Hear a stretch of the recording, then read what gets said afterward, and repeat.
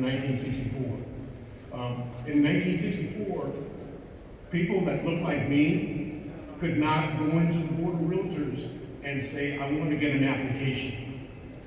In 1964, the Board of Realtors operated like a country club.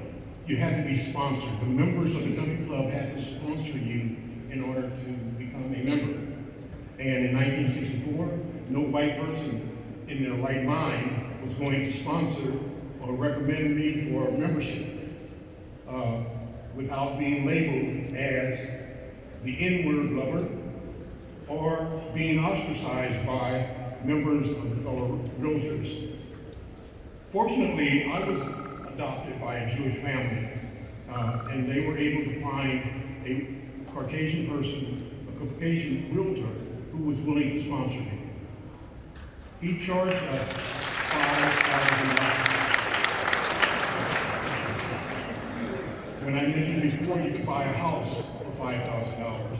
So that's what it cost me to become the first realtor. That's how I became the first realtor in America, first black realtor in America, because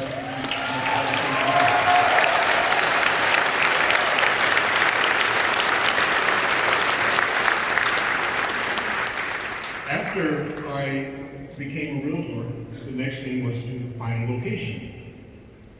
And finding the location, I knew that I was going to have a problem leasing the building.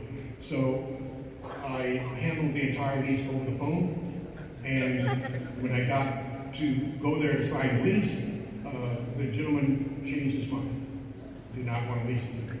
I asked him if it was because I was black. Fortunately, he was able to say yes, and I was able to tell him that I was financially better off than any one of his tenants. He was afraid that if he leased me the property, that his other tenants would leave.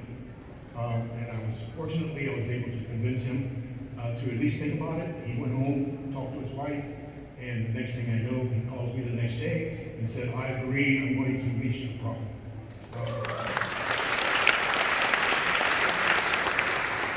I only have 1 minute left.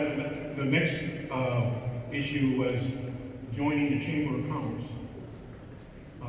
Now, in 1964, the typical real estate office was a storefront that had metal desks in a row. I decided that I wanted my office to be different.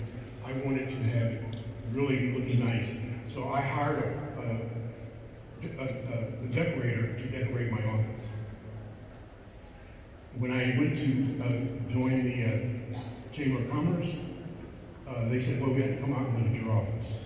Came out and looked at my office. Now, in those days, in 1964, a decorator used red velvet drapes with white shears, and when the Chamber of Commerce came in and looked at my office and how beautiful it looked, they thought that I was going to run a house of ill repute. And turned me down.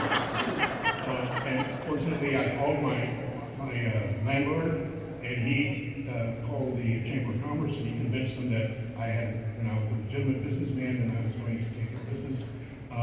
And my landlord became one of my best clients. And the gentleman that sponsored me to become a realtor, he was ostracized, and he became my friend, and he also became one of my agents. And we did pretty well together. We built a company that was one of the largest real estate operations in the city of Los Angeles, independently owned operation in the city of Los Angeles.